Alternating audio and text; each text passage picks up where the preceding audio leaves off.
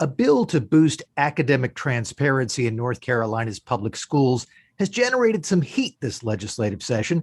Dr. Terry Stoops recently wrote about it. Terry is director of the Center for Effective Education at the John Locke Foundation. And Terry, why is this something that is causing at least a little bit of consternation among folks who monitor public education?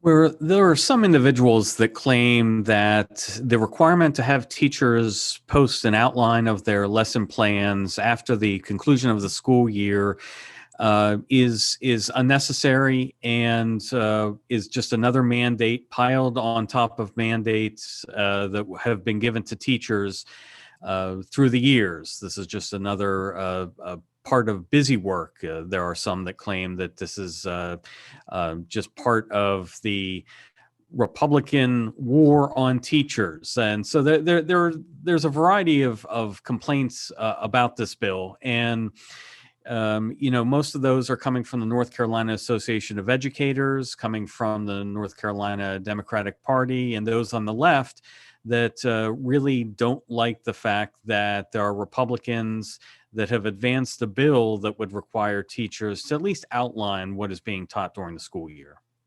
This is House Bill 755. It has had some positive response on the House side. And as you mentioned, basically what it does is say that teachers would have to post the outlines of lesson plans and assignments on some publicly accessible website, but not until after the school year. They don't have to do it as they're coming up with the plans or before the students get to see these assignments, just at the end of the year.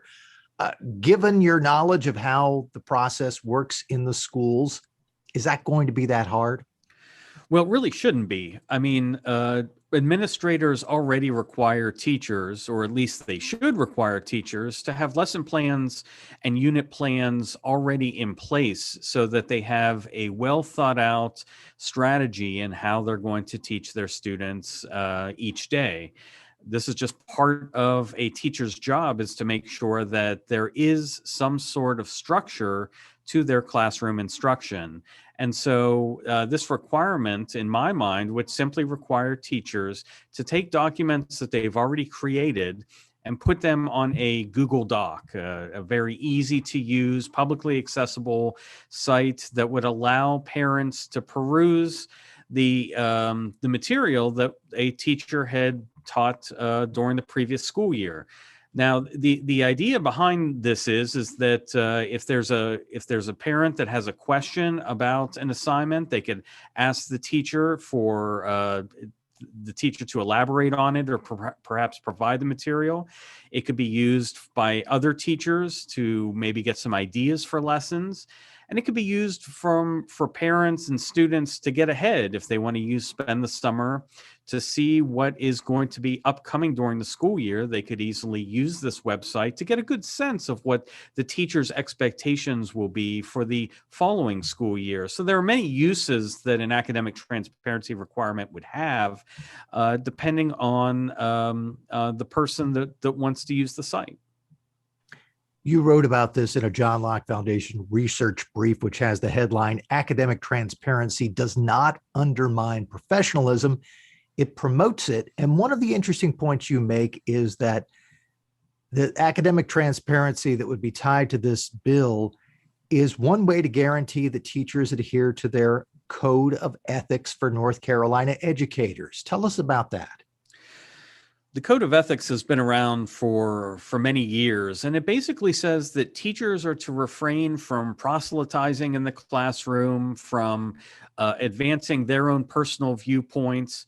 And right now, there's really no deterrent for that. I mean, if a teacher wants to go into the classroom and spout any sort of their strange political or perhaps ideological points of view, there's really nothing preventing a teacher from doing that. But if we have an academic transparency requirement and teachers would have to post the lessons that they're using to advance a certain viewpoint, then they may think twice about using the classroom as a means for them to push their political or ideological points of view on impressionable young kids. So I think this is one way to ensure that teachers adhere to their code of ethics.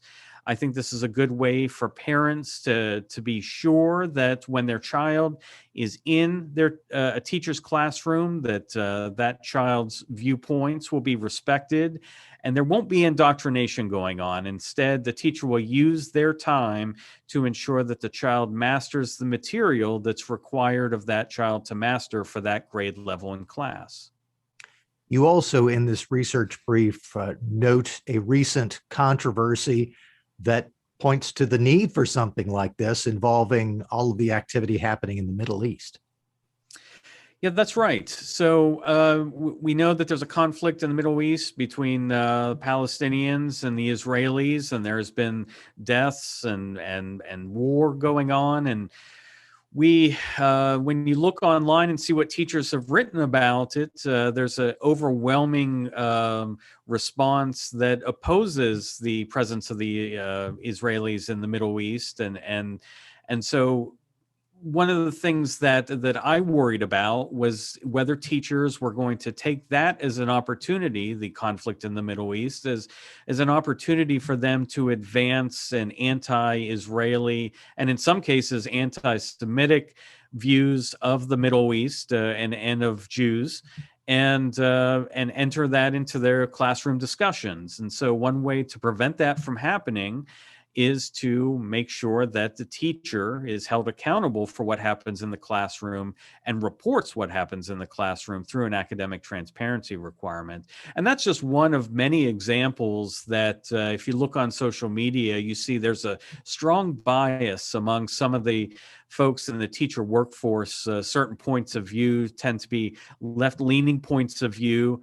And I think, parents don't want to see that in the classroom, and they want to ensure that their child is in a classroom where all viewpoints are respected and represented fairly.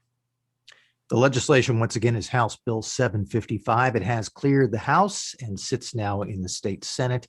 If you'd like to learn more about this, you can go to the John Locke Foundation website and find the research brief with this headline: Academic transparency does not undermine professionalism, it promotes it. Its author is Dr. Terry Stoops. He is the director of the Center for Effective Education at the John Locke Foundation. Terry, thanks so much. Thank you, Mitch.